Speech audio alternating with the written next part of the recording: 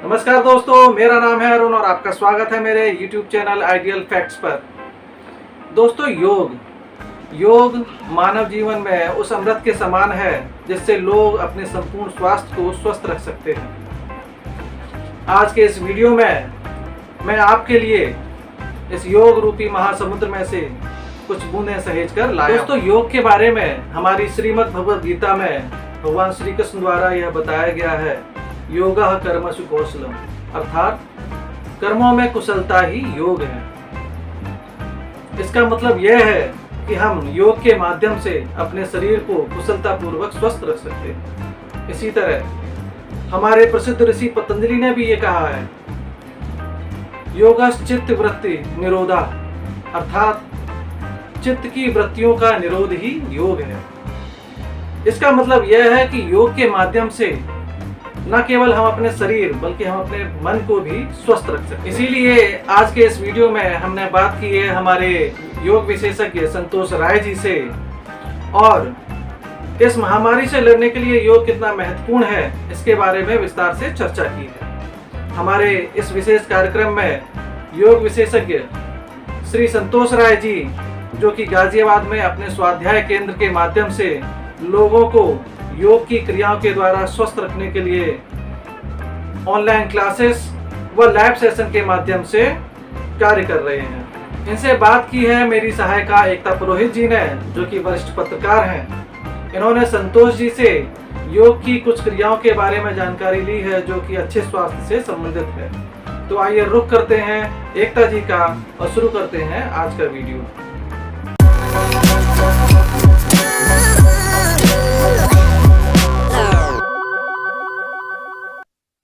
आज के इंटरव्यू में हमारे साथ हैं हमारे योग विशेषज्ञ संतोष जी।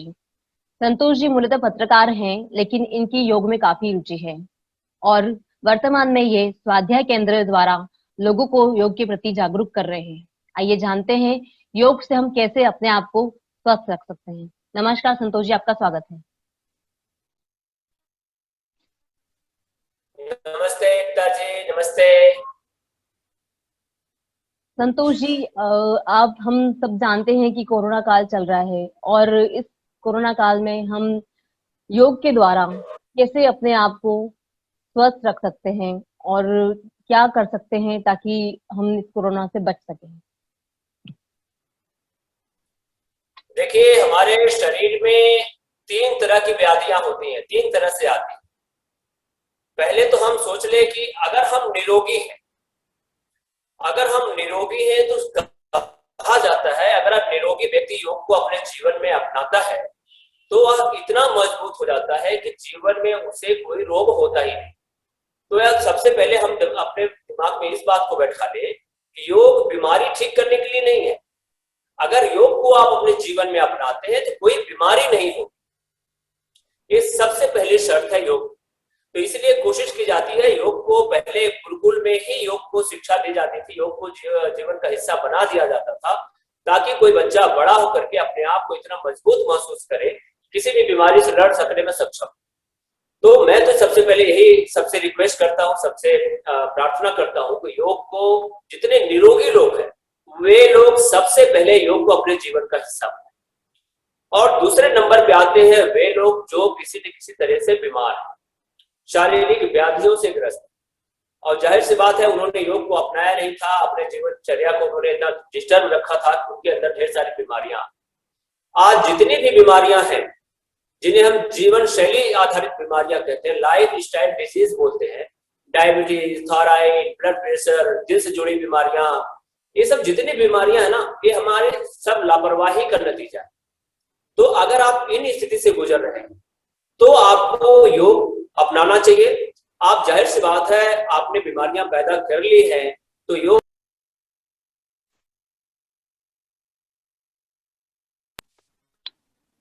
अगर इन बीमारियों को हम ठीक करना चाहते हैं, योग को अपने जीवन में अपनाते हैं, तो जाहिर सी बात है इसे पूरा करने में हमें थोड़ा टाइम लगेगा। लेकिन स्थिति अगर तीसरे नंबर पे है, हमारी स्थिति गंभीर हो चुकी है, चाहे कोरोना की वजह से हो चाहे किसी और वजह से हो, अगर हमारी स्थिति गंभीर है तो योग की सलाह देना बहुत ज्यादा व्यवहारिक नहीं होगा। ऐसी स्थिति में हमें क्या करना है कि इलाज ही कराना पड़ेगा डॉक्टर्स के पास जाकर के, एलोपैथिक डॉक्टर हो चाहे होम्योपैथिक डॉक्टर हो चाहे और आयुर्वेदिक हो। लेकिन अगर आप कोरोना काल में पीड़ित हैं, आपको बहुत ज्यादा गंभीर स्थिति में नहीं है, तो उस स्थिति से अपने आप को कैसे एम्पावर कर ले कि हम और गंभीर स्थिति में ना पहुंचे, इसके लिए कुछ अभ्यास कर सकते हैं। और अगर कोरोना से हम पीड़ित रहे हैं, वहां से फिर पॉजिटिव से फिर नेगेटिव होकर के वापस आ गए हैं, तो कौन कौन सी हम योग की क्रियाएं कर सकते हैं ताकि हम फिर से पुनः उस स्थिति में आ जाए। तो हमें गंभीर स्थिति में तो इलाज कराना ही पड़ेगा। अगर हम गंभीर स्थिति में नहीं है तो हम योग की क्रियाओं के माध्यम से अपने आप को एम्पावर कर सकते हैं ताकि हम आने वाले जो मुश्किलें हैं, जो बीमारियां, उससे हम बच सकें। जी, योग की हम क्रियाएं कर सकते हैं ताकि गंभीर स्थिति में ना करें, और अगर कोविड से इनिशियल स्टेज में हम हैं, माइल्ड कोविड है, तो हम उसको उपयोग में ला सकते हैं। संतोष जी, मैं ये जानना चाह रही थी, क्या योग के द्वारा हम अपने इम्यूनिटी को स्ट्रॉन्ग कर सकते हैं? बढ़ाने में ये क्या कारगर है, किस तरह से कारगर है? हाँ, पहले तो ये समझ लेते हैं कि इम्यूनिटी होती क्या है। जी जी, बिल्कुल, मैं जानना चाह रही थी इम्यूनिटी, क्योंकि लोगों को ये इम्यूनिटी से रिलेटेड आप कैसे अपनी रोग प्रतिरोधक क्षमता क्या होती है, इम्यूनिटी क्या होती है, कई बार लोगों को सही से ये चीज पता भी नहीं है, तो हमें बिल्कुल जानना चाहूंगी कि इम्यूनिटी क्या होती है, उस पर कैसे काम कर सकते हैं लोग। जी देखिए, हमारे शरीर की जो रोग प्रतिरोधक क्षमता है, जो हमारे शरीर की वास्तविक एनर्जी है, उसको बढ़ाने का क्या तरीका है, उसमें हमें सिर्फ योग ही नहीं, हमें 4 चीजों पर काम करना पड़ता है। अच्छा। नंबर 1 पे आता है संतुलित एवं पौष्टिक भोजन। अगर आप चाहते हो कि सचमुच अपनी इम्यूनिटी को आप बढ़ाए रखो, बनाए रखो जीवन भर, तो इसके लिए सबसे पहले नंबर पे आता है संतुलित एवं पौष्टिक भोजन। दूसरे नंबर पे आता है नियमित व्यायाम। नियमित व्यायाम में आप योगा को शामिल कर सकते हो, आप अपने जीवन का हिस्सा जरूर बनाइए। तो संतुलित एवं पौष्टिक भोजन दूसरे नंबर पे आता है, नियमित व्यायाम तीसरे नंबर पे आता है, पर्याप्त आराम, और चौथे नंबर पे आता है सकारात्मक सोच। ये 4 चीजें जब तक आपके जीवन में शामिल नहीं होंगी, आप जो नेचुरल तरीके से इम्यूनिटी होती है वो बढ़ने वाली नहीं। आज इतना भ्रम फैलाया जा रहा है कि आप दुकान में जाइए, कोई चीज खरीद के लाइए, टॉनिक ले आइए, काढ़ा पी लीजिए, आपकी इम्यूनिटी बढ़ जाएगी। ये बहुत ही व्यवहारिक चीजें नहीं है। आप जब तक जीवन को इतना संतुलित नहीं करेंगे, तब तक आपके जीवन में नेचुरल तरीके से जो इम्यूनिटी होती है, रोग प्रतिरोधक क्षमता होती है, वो नहीं बढ़ने वाली। तो मैं सबसे पहले यही सलाह देता हूं कि आपको भोजन को सबसे पहले कंट्रोल करना है, संतुलित भोजन करना है और पौष्टिक भोजन करना है। और जो व्यायाम है उस पर हम अभी चर्चा करेंगे, क्योंकि हम योग के बारे में बैठे हुए बात करेंगे। और तीसरे नंबर पे आया था पर्याप्त आराम। जब आपकी बॉडी सही होने लगेगी, आपका भोजन सही होने लगेगा, तो आपका जो नींद है आपको पर्याप्त होने लगेगी। और चौथे नंबर पर जो मैं बात कर रहा था, सकारात्मक सोच। सकारात्मक सोच कैसे बनाए, क्योंकि कोविड के दौर में सबसे अधिक इसी की चर्चा हो रही है कि हम अपनी सोच को सकारात्मक कैसे बनाए। देखिए, अगर आप परेशान हैं, आप दुखी हैं, आपके परिवार में खुद कुछ लोग बीमार पड़े हुए हैं, और मैं आपको ज्ञान दूं कि आप सकारात्मक बनो, ये बहुत मुश्किल है, ये आपको बेवकूफी वाला बात लगेगा। तो ऐसी स्थिति में हमें जानना है जरूरी कि सकारात्मकता आएगी कहां से। इसके लिए जरूरी है कि हमें ईश्वर पर विश्वास करना पड़ेगा। अगर हम मानते हैं कि ईश्वर है, तो उस पर हमें अगाध प्रेम करना पड़ेगा, उससे हमें अगाध प्रेम करना पड़ेगा, उस पर अगाध श्रद्धा रखनी पड़ेगी, और यह मान के चलना पड़ेगा कि जीवन में जो मुश्किलें आती हैं वो भगवान की देन है। यह बात जब तक आप दिमाग में आप बैठा के नहीं चलेंगे, आप परेशान रहेंगे, सकारात्मकता आएगी ही नहीं। तो यह मान के चले कि स्थिति परिस्थिति बहुत सारी ऐसी होती है हमारे जीवन में जिसके जिम्मेदार हम खुद नहीं होते, कोई और होता है। जैसे महामारी, कोरोना महामारी आई, इसके जिम्मेदार हम नहीं है, कहीं से भी डायरेक्ट हम नहीं है। यह अदृश्य रूप में हमारे एक तरह से कई देश, दुनिया के कई देश प्रभावित है, उसी तरह से हम भी प्रभावित है। तो इसके जिम्मेदार हम नहीं है। तो ऐसी स्थिति में हमें क्या करना है? ऐसी स्थिति में हमें ये करना है कि हमें भगवान पर विश्वास करना चाहिए। भगवान कई बार स्थितियां परिस्थितियां इसलिए विपरीत करता है ताकि हम मजबूत बन सके। हम अगर जीवन में, लोगों के जीवन में अगर खुशियां ही खुशियां हैं, तो दुनिया को सबसे कमजोर व्यक्ति होगा। जब हमारे जीवन में मुश्किलें आती तो हम मजबूत बनते हैं। इसके कई उदाहरण हैं। अगर राम के जीवन में, राम भगवान माने जाते हैं, अगर राम के जीवन में तकलीफें नहीं होती, उन्हें अगर जंगल में नहीं भेजा जाता, अगर वे कष्ट नहीं सहते, तो आज भगवान के रूप में हमारे सामने नहीं होते। तो कई बार स्थितियां परिस्थितियां जानबूझ करके हमारे जीवन में लाई जाती है। अगर ये स्थिति बनी हुई है कोरोना काल में, तो इससे सिर्फ हमारी ही परीक्षा नहीं हो रही है, एक देश की भी परीक्षा हो रही है। तो ये परिस्थितियां हमें मजबूत बनाती है। तो हमें इसके लिए जरूरी है कि हम भगवान पर विश्वास करें कि जो स्थितियां परिस्थितियां चल रही हैं, इसके जिम्मेदार वो है, और कहीं ना कहीं हमें सबक सिखाने की कोशिश कर रहा है कि भाई तुम संभल जाओ। और आज हमने नेचर को जितना नुकसान पहुंचाना शुरू कर दिया है, बहुत सारे साइड इफेक्ट उस नेचर के बीमार होने के कारण ही है, उसके जिम्मेदार हम खुद है। तो सकारात्मकता आपके जीवन में तब आएगी जब ईश्वर पे आप विश्वास करेंगे और यह मान के चलेंगे कि आप जो तकलीफें आपके परिवार में या समाज में आ रही है, उसके जिम्मेदार आप नहीं हो, इसके जिम्मेदार आप मत बनो। फिर भी कोई तकलीफ आ रही है, इसके लिए आप परमात्मा पे छोड़ो। तो 4 चीजों में 3 चीजों पर हमने बात की। और जो दूसरे नंबर पे मैंने रखा था नियमित व्यायाम। नियमित व्यायाम में योग को आज सबको मैं सलाह देता हूँ, योग को अपने जीवन का हिस्सा बना लीजिए। योग सिर्फ शरीर पर काम नहीं करता, योग आपके संपूर्णता के स्वास्थ्य को ध्यान रखता है। संपूर्णता की जब मैं बात करता हूँ तो आप यह जानना जरूरी है कि हमारे शरीर में क्या क्या चीजें होती है। हमारे शरीर में सिर्फ हाड़ मांस का ही शरीर नहीं होता है, हमारे शरीर के भीतर मन होता है, इस शरीर के भीतर ही बुद्धि होती है। बुद्धि के 2 फिजिकल वर्ग भी होते हैं, इमोशनल वर्ग भी होते हैं, इसलिए बुद्धि होती है। आपके इसी शरीर में हृदय होता है जिसमें अच्छे बुरे भाव होते हैं, इसी शरीर में आपके आत्मा होती है। तो इस संपूर्णता में जब स्वास्थ्य की बात करता हूं तो योग ही एक ऐसी पद्धति है, जीवन पद्धति है, जो आपको संपूर्णता में स्वस्थ रखता है। अगर हम शारीरिक रूप से फिट हैं, देखने में अच्छे लग रहे हैं, स्लिम ट्रिम है, इसका ये मतलब नहीं है कि मैं स्वस्थ हूं। मैं मानसिक रूप से बीमार हो सकता हूं, मैं हो सकता है हृदय में मेरे गलत भाव भरे हो, ईर्ष्या द्वेष घृणा का भाव भरे हो सकता है मेरे दिमाग में उल्टे सीधे विचार आते हो। तो ये स्वस्थ व्यक्ति की पहचान नहीं है। योग आपको संपूर्णता में स्वास्थ्य देता है, आपके शरीर को भी स्वस्थ रखता है, आपके मन को भी स्वस्थ रखता है, आपके हृदय को भी स्वस्थ रखता है। जब इस संपूर्णता में हम स्वस्थ होते हैं तो आत्मा अपने आप स्वस्थ होती है, जिसे हम परम आनंद की प्राप्ति कर लेते हैं, हम आनंद में डूबे रहते हैं। तो जो लोग जीवन में योगा कर रहे हैं उनको ज्यादा कुछ बताने की आवश्यकता नहीं है। जो लोग योग को शामिल करना चाहते हैं और ये कोविड के दौर में शामिल करना चाहते हैं, अगर कोविड के दौर से गुजर रहे हैं, स्थिति गंभीर नहीं है वे, और जो निकल के बाहर आए हैं वे, उनके लिए मैं कुछ बेसिक चीजें बताना चाहूंगा कि हमें क्या करना है। वो सूर्य नमस्कार एक ऐसा कुछ आसनों का एक गुच्छा है, अगर आप उसको अपने जीवन में उतारते हैं तो कई आसनों का आपको लाभ मिल जाता है सूर्य नमस्कार से। लेकिन सूर्य नमस्कार करने से पहले मैं आपको बता दूं, हमारे शरीर में जो जोड़ है, हमारे हर अंग, 2 अंग जो है एक जोड़ से जुड़े हुए हैं, हर जोड़ का एक मूवमेंट होता है, पर्टिकुलर मूवमेंट होता है।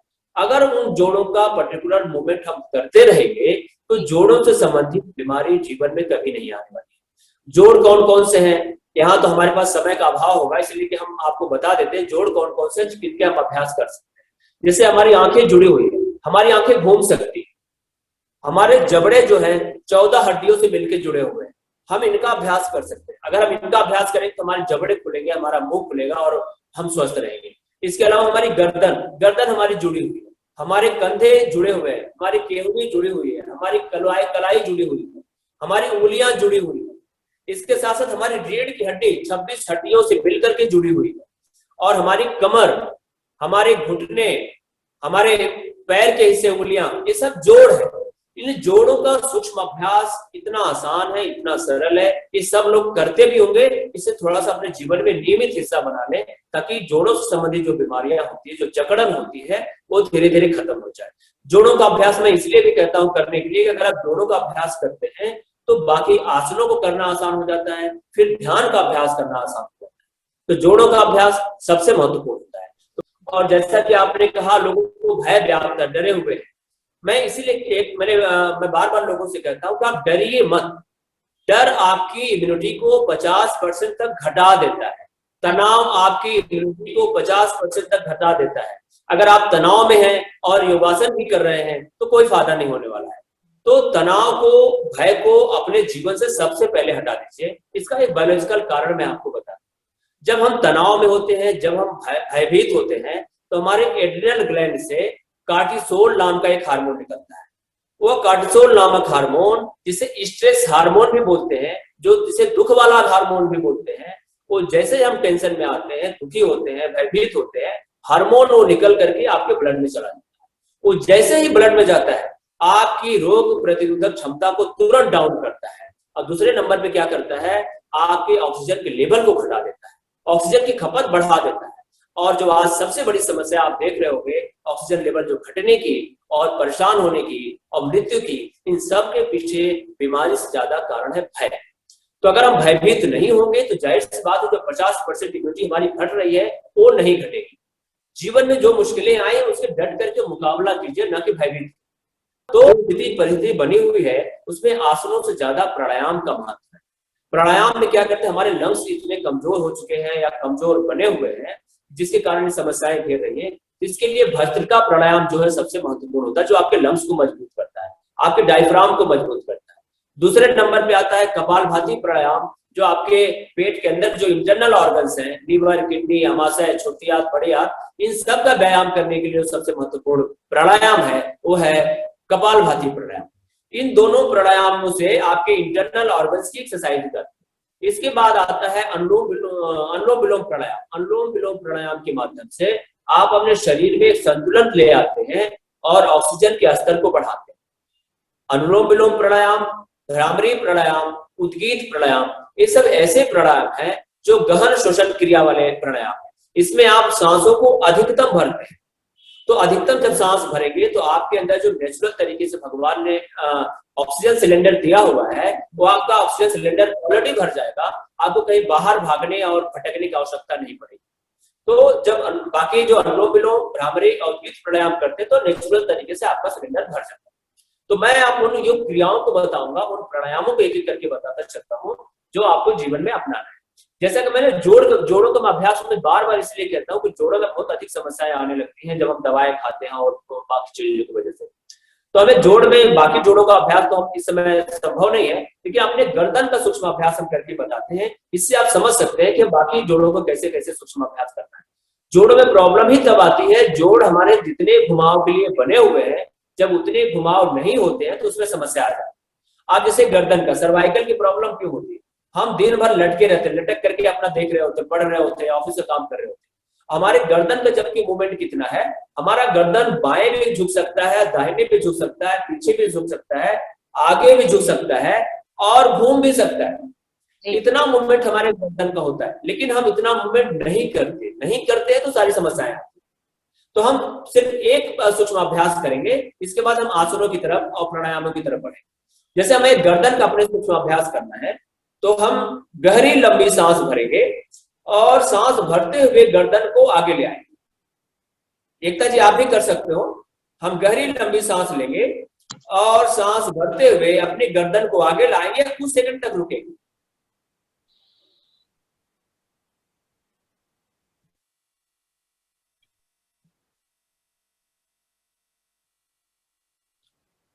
कुछ सेकंड तक रुकने के बाद सांस छोड़ते हुए सामान्य स्थिति में आएंगे और फिर सांस भरते हुए पीछे की तरफ जाएंगे।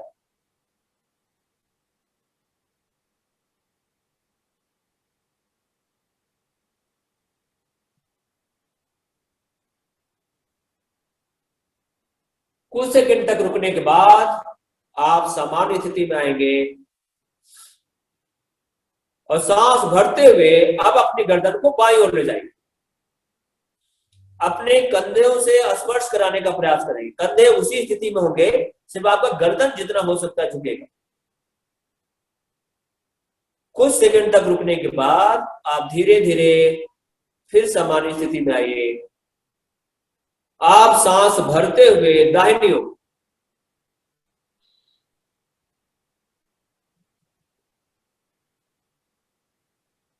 सांस छोड़ते हुए सामान्य अवस्था में आ जाए।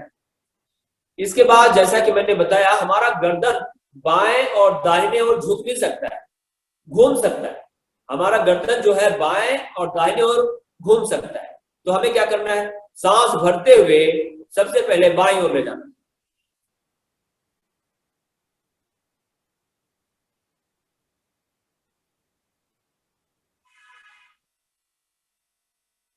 कुछ सेकंड तक रुकने के बाद धीरे धीरे सामान्य अवस्था में आएंगे और सांस भरते हुए फिर हम दाहिनी ओर जाएंगे।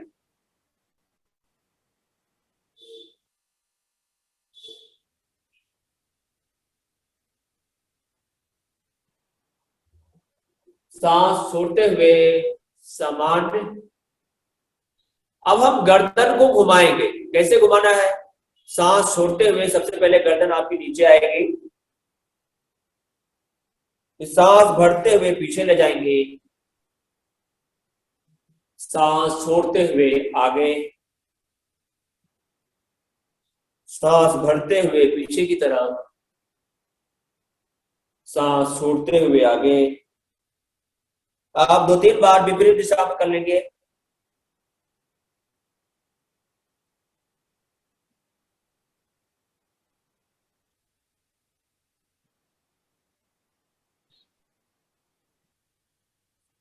अपनी गर्दन को स्वस्थ रखने के लिए इतने सूक्ष्म अभ्यास पर्याप्त है। अगर आप इसे जीवन में अपनाते हो, बहुत ही कम समय लगता है, तो सर्वाइकल से जुड़ी हुई प्रॉब्लम, गर्दन से जुड़ी हुई प्रॉब्लम कभी नहीं होगी। हम इस एक अभ्यास के माध्यम से मैं बताना चाहता हूँ कि हमारे शरीर के जितने जोड़ है सबका उतना ही मूवमेंट के लिए बना हुआ है। अगर हम उतना मूवमेंट करते रहेंगे तो उससे जुड़ी हुई प्रॉब्लम कभी नहीं होगी।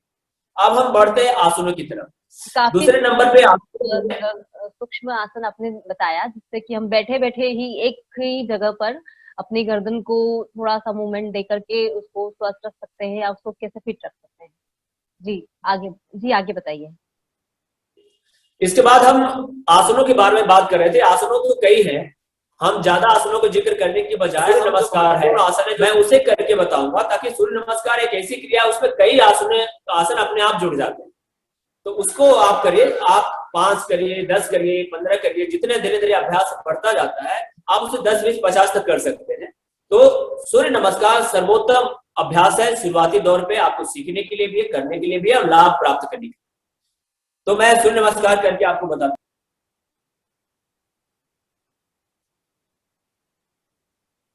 1, 2, 3,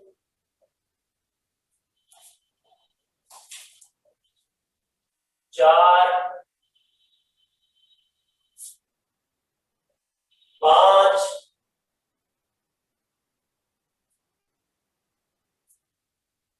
6,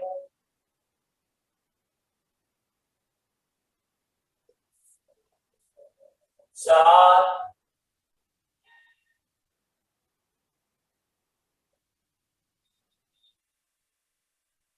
8,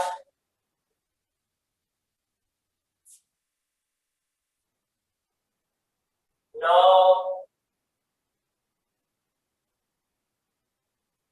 10, 11, 12। सूर्य नमस्कार की ये 12 अवस्थाएं हैं। इसे हम बढ़ा सकते हैं। शुरुआत है तो 5 बार करें, फिर धीरे धीरे अभ्यास हो जाए तो आप 10 बार करें, 15 बार करें, इसे बढ़ाते चलिए। मैं जानना चाहती कि सूर्य नमस्कार है, तो सूर्य नमस्कार हम सभी जानते हैं कि सूर्योदय के समय ही करना चाहिए। क्या इसके अलावा हम और भी किसी समय सूर्य नमस्कार कर सकते हैं या सिर्फ ये सूर्योदय के समय ही करना बेहतर रहता है? सूर्योदय क्या, योग जो है ना, योग की जो क्रियाएं हैं यह सुबह के समय सर्वोत्तम लाभ देती है। लाभ इसलिए देती है कि सुबह का टाइम हमारे यहाँ ब्रह्म मुहूर्त तय किया गया है कि ब्रह्म मुहूर्त जो टाइम होता है, जो सुबह का टाइम होता है, सूर्योदय से कुछ समय पहले और कुछ समय बाद तक का, ये आपके आसपास सबसे अधिक ऊर्जा का समय होता है। अगर आप उस समय आप योगा करते हो, कोई भी अभ्यास करते हो, पढ़ाई भी करते हो, तो आपको अधिकतम ऊर्जा मिलती है।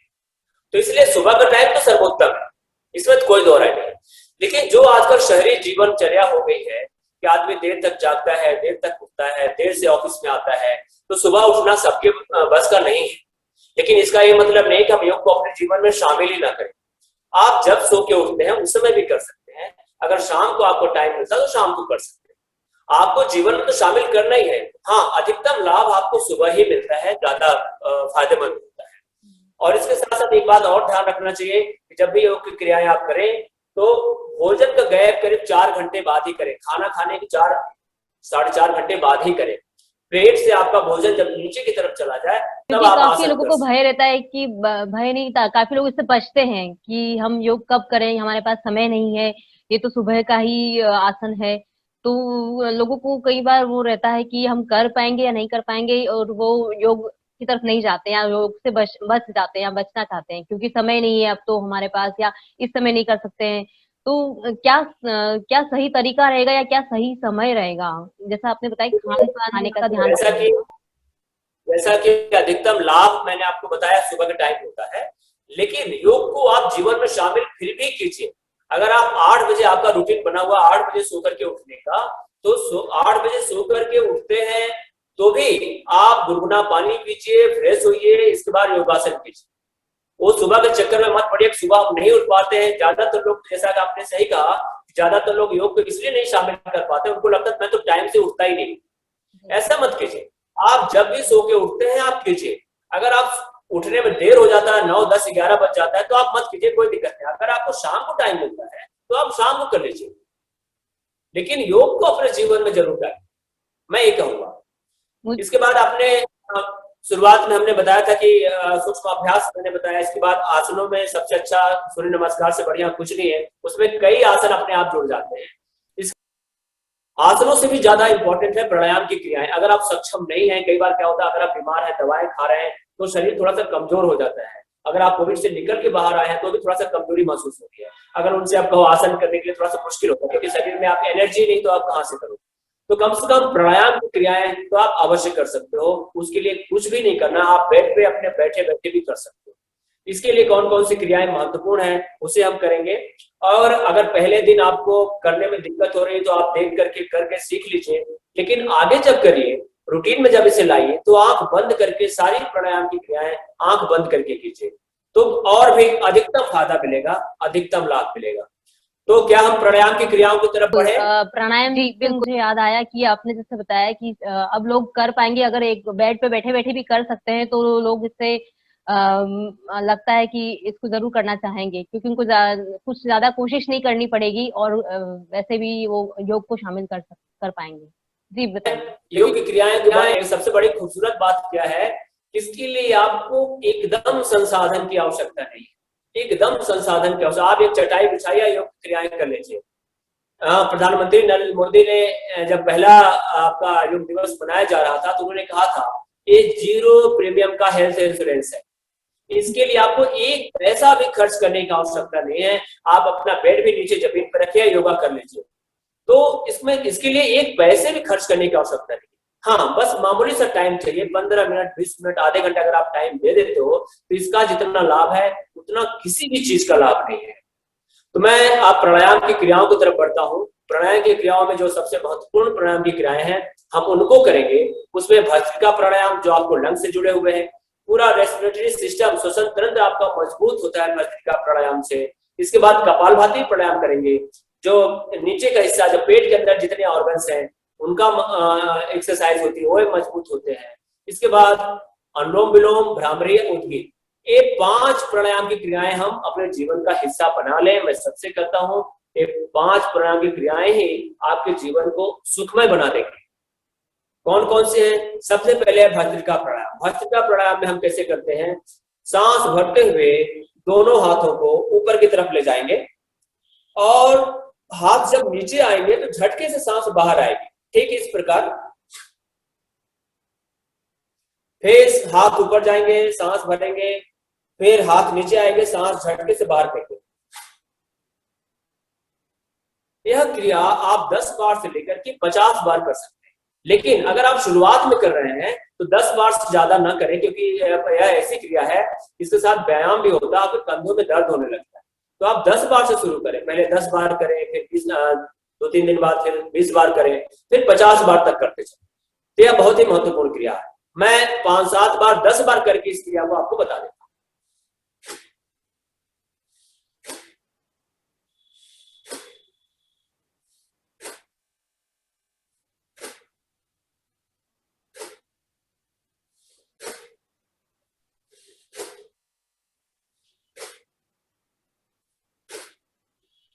आज जो सबसे बड़ी प्रॉब्लम श्वसन तंत्र को लेकर के हो रही है, लंग्स को लेकर के हो रही है, सांस से जुड़े प्रॉब्लम हो रही है, वैसे में भस्त्रिका प्राणायाम बहुत ही महत्वपूर्ण है। अगर आप कोविड से निकल के बाहर आ गए हैं तो करिए। अगर कोविड में बहुत गंभीर स्थिति नहीं है कोरोना पॉजिटिव तो है लेकिन गंभीर स्थिति नहीं है, तो भी इस प्राणायाम को करें, बहुत ही फायदेमंद है। अगला प्राणायाम है कपालभाति प्राणायाम। संतोष जी, जैसा कि आपने बताया, सिर्फ पहले प्रयास में इसको सिर्फ 10 बार ही करना है। अगर कोई शुरुआत कर रहा है तो उसे सिर्फ 10 बार ही करना है, 10 से ज्यादा बार नहीं करना है। इसलिए नहीं करना है कि हमारे कंधों में दर्द होने लगेगा। जब कंधों में दर्द होने लगेगा, क्योंकि इसमें थोड़ा ताकत लगती है ना, तो कंधों में आपको दर्द होगा और कहीं कोई तकलीफ नहीं होगी, कंधों में दर्द होगा। इसलिए मैं कह रहा हूँ हमें धीरे धीरे बढ़ाना है जी, हमें धीरे धीरे बढ़ाना है। जी, आज आपने 10 बार किया, 1-2 दिन बाद फिर 20 बार करिए, फिर 50 बार, 100 बार करिए, आपके ऊपर है। अब अगली जो क्रिया है इसे हम कहते हैं कपालभाति क्रिया, इसे कपाल शोधन क्रिया भी कहते हैं। अब देखो, एक करते हैं पेट की एक्सरसाइज, लेकिन इसका नाम है कपालभाति। क्यों ऐसा होता है? आप अक्सर देखते होंगे जो पेट से बीमार है, पेट में उनका कब्ज बना रहता है, पेट साफ नहीं होता है, तो ऐसे लोगों के जो आपका माथा है, जो आपका कपाल है, वो चमकता नहीं है, हमेशा चेहरे पे एक मायूसी से छाई रहती है। लेकिन जिनका पेट सही है, पेट साफ रहता है, पेट के जितने ऑर्गन्स है वो स्वस्थ हैं, तो उनका चेहरा अपने आप चमकता रहता है। इसलिए कपालभाति, कपाल से इसका जोड़ के बताया गया कि आपका कपाल चमकता है, आप प्रकाशमान होते हैं, ऊर्जावान बने रहते हैं। तो कपालभाति प्राणायाम, मन स्वस्थ और आपका कपाल, आपकी चेहरे पे जो तेज है वो आएगा कपालभाति करने। बिल्कुल बिल्कुल, इसे कपाल शोधन क्रिया भी करते हैं। ये सबसे महत्वपूर्ण क्रिया है। इसे, जैसा कि मैंने बताया, कुछ क्रियाएं हम जो कर रहे हैं, अभी 5 करेंगे, ये जीवन का हिस्सा आदमी को बना लेना चाहिए। किसी भी स्थिति में बहुत सारी बीमारियां अपने आप दूर होती चली जाए। तो कपालभाति प्राणायाम कैसे करना है? हमें सबसे पहले अपने पेट में सांस को भरना है। पेट में सांस तो भरेगा नहीं, लेकिन आप जब सांस भरोगे तो आपका डायफ्राम नीचे जाएगा, आपका पेट बाहर की तरफ आएगा। ठीक है, आपका पेट बाहर की तरफ आता है और झटके से फिर हम नाक से सांस को बाहर फेंकते हैं। ठीक है, आप इस प्रकार एक बार देखो, हमने पेट में सांस भरा, फिर झटके से हम सांस को बाहर फेंकते। इस क्रिया में हमारा पूरा ध्यान सांस बाहर फेंकने पर होगा। फिर क्या होगा? पेट अपने आप अंदर जाएगा और सांस बाहर जाएगी, तो एक इस प्रकार का एक एक्शन रिएक्शन होने लगेगा। मैं एक बार सबसे पहले अपने पेट में सांस भरना है। पेट आपका निकल गया, आप सांस को नाक से झटके से बाहर फेंकना।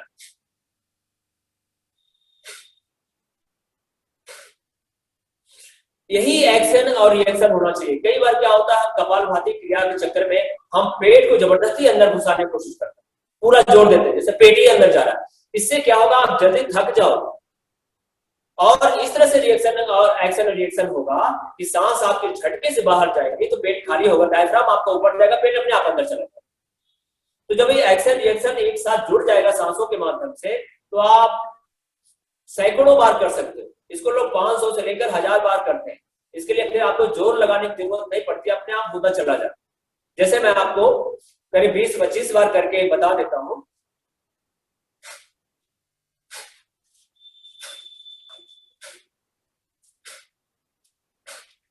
जैसा कि मैंने बताया था कि प्राणायाम की क्रियाएं जो भी है, उनको अगर आप आंख बंद करके करेंगे तो उसका आपको अधिकतम फायदा मिलेगा।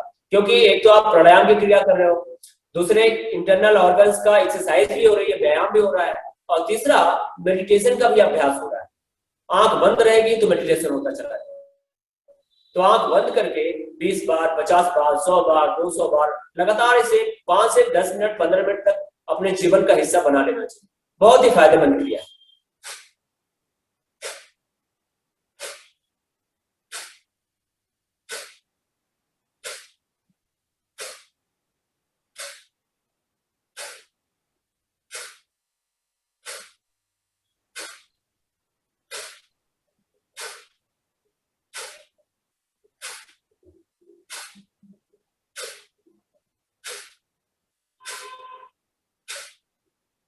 हमने 21 बार कपालभाति प्राणायाम किया। इसे आप समय अनुसार अपना बढ़ा सकते हो। इसके बाद इससे क्या होगा? भस्त्रिका प्राणायाम से आपके लंग्स, आपके डायफ्राम की एक्सरसाइज हो गई। कपालभाति से उसके नीचे जो पेट के अंदर के अंग है उनकी एक्सरसाइज हो गई। अब हमें क्या करना है? अपने ऑक्सीजन सिलेंडर जो है, हमारे जो दोनों लंग्स हैं, उनको हम भरेंगे, ऑक्सीजन के माध्यम से भरेंगे। इसमें सर्वोत्तम जो प्राणायाम है वो है अनुलोम विलोम। अनुलोम विलोम की 3 अवस्थाएं होती हैं, हम तीनों पे चर्चा करेंगे, बात करेंगे। पहली जो अवस्था है, इसमें हम बाएं नाक से सांस लेते हैं, दाहिनी नाक से बाहर निकालते हैं, फिर दाहिनी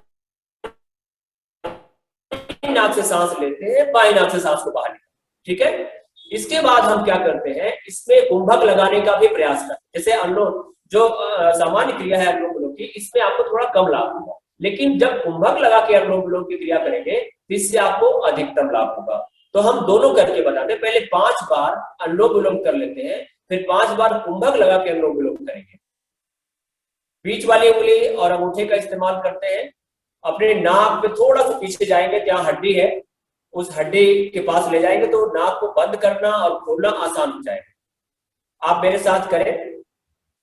हम दाहिनी नाक बंद होगी, बाईं नाक से शुरुआत करते हैं। बाईं नाक से सांस भरेंगे, पूरा भरेंगे और फिर बाईं नाक बंद करके दाहिनी नाक से सांस धीरे धीरे बाहर निकालेंगे। फिर दाहिनी नाक से भरेंगे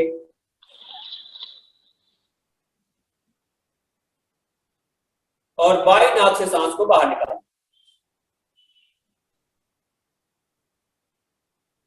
फिर बाईं नाक से लेंगे,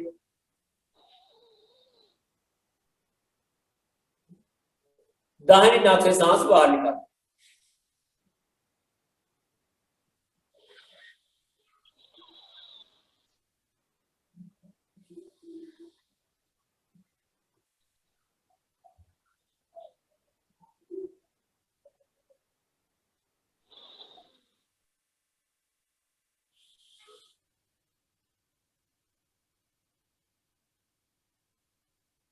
हमने अनुलोम विलोम किया, सामान्य क्रिया हमने की है।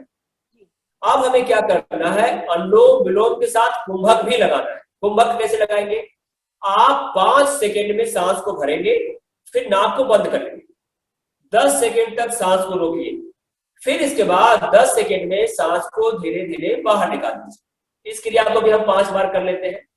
उसी तरह से करेंगे। बीच वाली उंगली अंगूठा आपके नाक पे होगा, बाईं नाक से 5 सेकेंड में सांस को भर लीजिए। आप नाक बंद कर लीजिए 10 सेकेंड के लिए।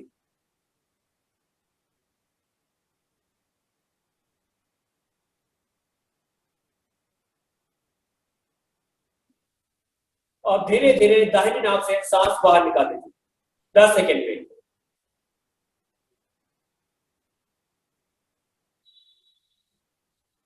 और फिर दाहिनी नाक से सांस लेंगे 5 सेकेंड में।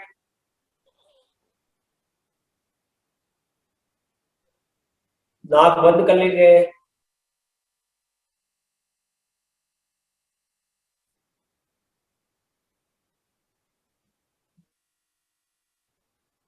और बाईं नाक से सांस 10 सेकेंड में बाहर निकाल दीजिए।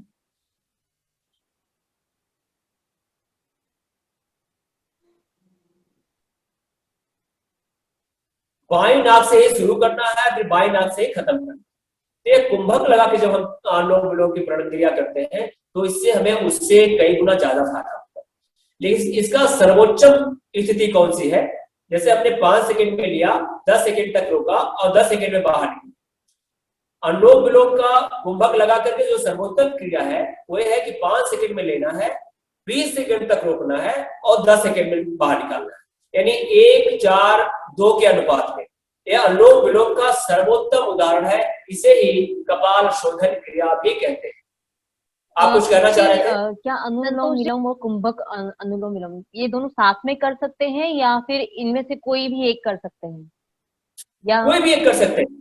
अगर आप अनुलोम विलोम की क्रियाएं कर लेते हैं, अगर शुरुआती दौर है अनुलोम विलोम की क्रियाएं आप कर लेते हैं तो फिर अनुलोम विलोम की क्रियाएं मत कीजिए, कोई जरूरी नहीं। आप कुंभक लगा के सीधे करिए। कुंभक लगा करके जो हमने बताया 5 सेकेंड पे लेना है, 10 सेकेंड में तक रोकना है और 10 सेकेंड में बाहर निकालना है।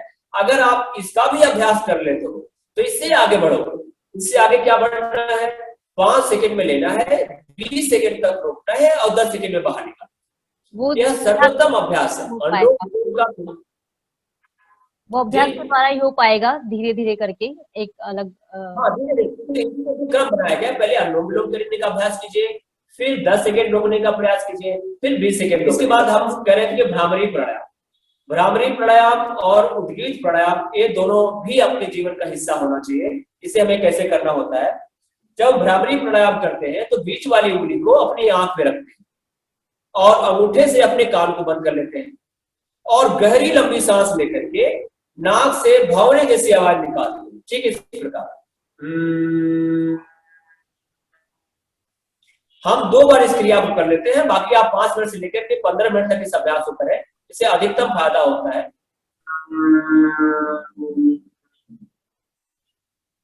इस भ्रामरी प्राणायाम को आप 5 मिनट से लेकर के 15 मिनट तक कर सकते हो। बहुत ही फायदेमंद है, आपका माइंड रिलैक्स होता है, मन में शांति आती है, नींद अच्छी आती है। जैसे हमने बताया ना, पर्याप्त आराम, पर्याप्त नींद आपको भ्रामरी प्राणायाम से मिलेगी। अगर अगला प्राणायाम जो लास्ट प्राणायाम है उसे हम उद्गीत प्राणायाम बोलते हैं, जिसमें हम ओम का उच्चारण करते हैं। हम 3 बार इस ओम का उच्चारण करने के बाद योग की क्रियाओं, जो आज हम सेशन चल रहा है हम लोग का, इसको हम खत्म करेंगे। 3 बार ओम का उच्चारण करेंगे, गहरी लंबी सांस भरेंगे और ओम का उच्चारण करते हुए सांस बाहर निकालेंगे। ओ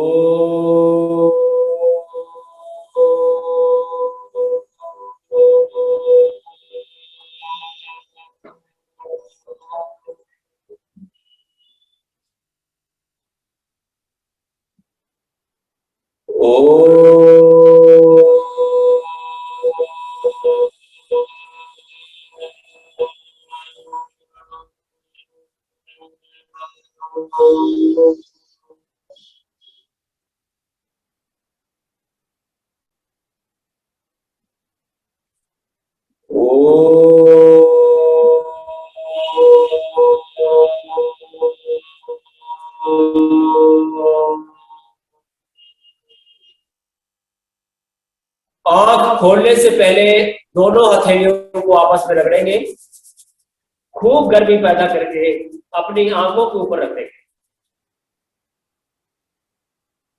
इसके बाद हम अपनी आंखें खोल सकते हैं। अगर योग की जो ये महत्वपूर्ण क्रियाएं हैं, जो आसन है, जो प्राणायाम है, वो मैंने आपको बताया।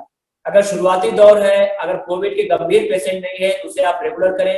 अगर उससे आप बाहर निकल आ रहे हैं तो भी इन प्राणायामों, इन आसनों को आप रेगुलर करें। धीरे धीरे अधिकतम लाभ मिलेगा आपको।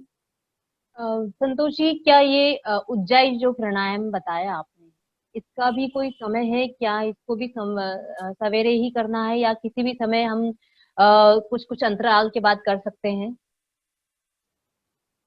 देखिए, जितने भी आसन से जुड़ी हुई चीजें हैं ये सब योग के अंतर्गत ही आती हैं। इस सुबह का टाइम तो सर्वोत्तम, इसमें तो कोई दो राय नहीं। अगर दोपहर हो जाता तो आप कोशिश करिए दोपहर करने के बजाय 8 बजे के बाद, अगर आपका समय बनता है तो 8 बजे के बाद करने के बजाय कोशिश करो आप शाम का कोई टाइम आप तय करो। शाम को जो टाइम आप तय करो, भोजन जो आपने लंच किया हुआ है इसे 4 घंटे बाद, 4 साढ़े 4 घंटे बाद कोई टाइम आप तय कर लो। अगर 2 बजे आपने खाना खाया है तो आप 6 बजे के आसपास तय कर लो कि हम 6 बजे के आसपास करेंगे। 6 बजे, साढ़े 6 बजे, 7 बजे तक हम करेंगे।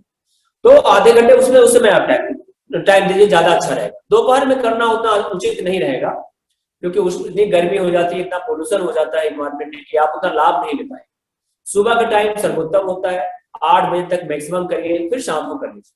तो हम कह सकते हैं कि अगर हमें योग से लाभ लेना है तो हम या तो उसे सवेरे करें या फिर शाम को 6 बजे के बाद हम उसे प्रयोग कर सकते हैं, प्रयास उसका प्रयास। बिल्कुल बिल्कुल बिल्कुल। मैं काफी उत्सुकता से एक प्रश्न मेरे मन में कब से आ रहा है, क्या योगासन से हम लोग अपने शरीर का ऑक्सीजन लेवल संतुलित कर सकते हैं या फिर उसको कैसे मेंटेन रखें या फिर क्या क्या कर सकते हैं? कोई ऐसा योगासन है? देखिए, अगर जैसा कि मैंने शुरुआत में बताया था, अगर हमारी स्थिति गंभीर है तो प्राणायाम का सुझाव देना, आसन का सुझाव देना बहुत ही व्यवहारिक नहीं है। अगर स्थिति गंभीर नहीं है तो आप प्राणायाम की क्रियाओं को अपना सकते हैं, जैसा हमने अभी प्राणायाम की क्रियाएं की हैं। अगर आपको लगता है भस्त्रिका प्राणायाम आप नहीं कर पा रहे हो, अगर आपको लगता है कपालभाति प्राणायाम नहीं कर पा रहे हो, तो आप अनुलोम विलोम की क्रिया ही कीजिए और भ्रामरी प्राणायाम कीजिए, उद्गीत प्राणायाम कीजिए। इसमें कोई मेहनत नहीं लग रही है, सिर्फ आंख बंद करके 5 से 7 मिनट आपको देना है। जैसा कि आपने कहा ऑक्सीजन लेवल को कैसे बढ़ाएं, इस जो हम सांस ले रहे हैं ना, प्राणायाम की क्रियाओं के माध्यम से हम अपने शरीर में ऑक्सीजन ही भर रहे हैं। जितने भी प्राणायाम की क्रियाएं हैं उसके माध्यम से हम शरीर में ऑक्सीजन लेवल बढ़ाते ही है, इसीलिए बना हुआ है। कहते हैं कि सामान्य रूप से जब आप सांस लेते हो और फिर प्राणायाम के दौरान जो सांस लेते हो, इससे 8 से लेकर के 9 गुना अधिक ऑक्सीजन जाती है प्राणायाम के दौरान। तो प्राणायाम की क्रियाएं ऑक्सीजन लेवल बढ़ाने के लिए सर्वोत्तम है, इससे बढ़िया कुछ है ही नहीं, पहली बात। दूसरी बात, मैंने आपको बताया कि हमारे अंदर जो ब्लड जो ऑक्सीजन है उसकी भी खपत को हमको बर्बाद नहीं करना है। अगर हम भयभीत होते हैं, अगर हम टेंशन होते हैं, तो जो ऑक्सीजन हमारे अंदर है वो अपने आप उसका लेवल गिरना शुरू हो जाता है। तो हमको तनाव में नहीं आना है, हमें भयभीत नहीं होना है। और जब भयभीत नहीं होंगे तो जैसे कि मैंने बताया, आपकी इम्यूनिटी, आपका ऑक्सीजन 50% बना रहेगा, कोई दिक्कत ही नहीं होगी। और प्राणायाम के माध्यम से ऑक्सीजन लेवल बढ़ा लीजिए, कोई प्रॉब्लम नहीं है, लेकिन तनाव मत लीजिए, भयभीत मत होइए।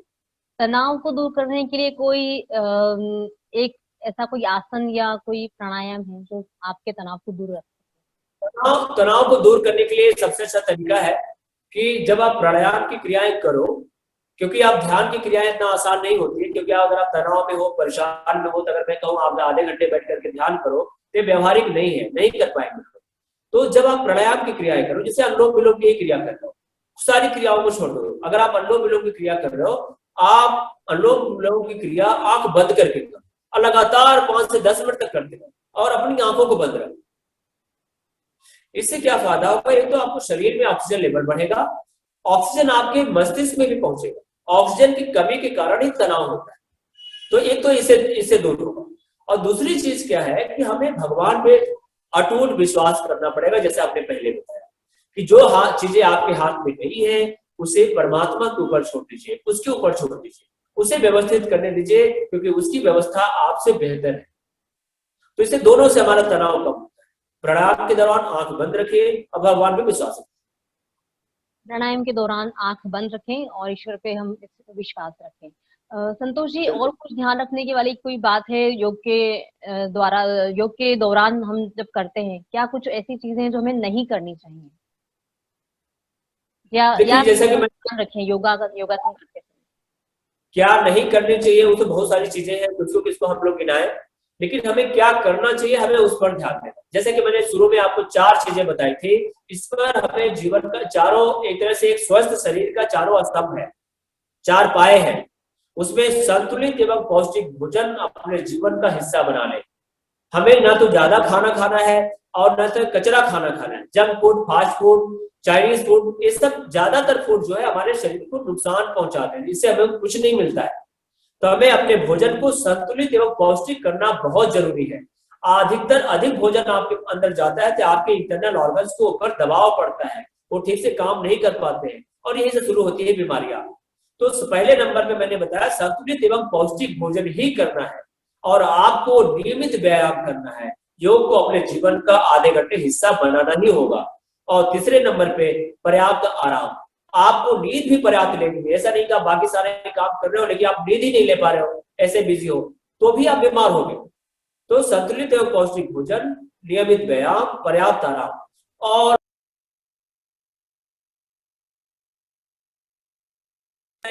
जब आप ईश्वर पे विश्वास करो। सकारात्मकता आपको तभी आएगी जब आप ईश्वर पे विश्वास करो। बस इससे ज्यादा मेरे पास कोई सुझाव नहीं है। तो और कैसा शॉर्टकट भी नहीं है कि मैं कोई शॉर्टकट बता दूं, शॉर्टकट नहीं होता किसी चीज का। जो व्यवहारिक है मैंने वही चीज आपसे शेयर करने की कोशिश की है। जी बिल्कुल सही कहा आपने, किसी भी चीज का शॉर्टकट नहीं होता और हमें योग से अगर स्वस्थ रहना है या हमें कोरोना से के संक्रमण से बचना है तो हमें नियमित संयम अपने जीवन में लेके आना होगा। संयम, संतुलन और नियमित योगाभ्यास, इससे हम अपने जीवन को स्वस्थ रख सकते हैं और कहीं ना कहीं तनाव मुक्त भी रह सकते हैं। जैसा कि आपने बताया 0% प्रीमियम वाला ये हेल्थ इंश्योरेंस है। एक छोटी सी चीज बता दो कि ये कोरोना उतना खतरनाक नहीं है, हम कमजोर हो गए।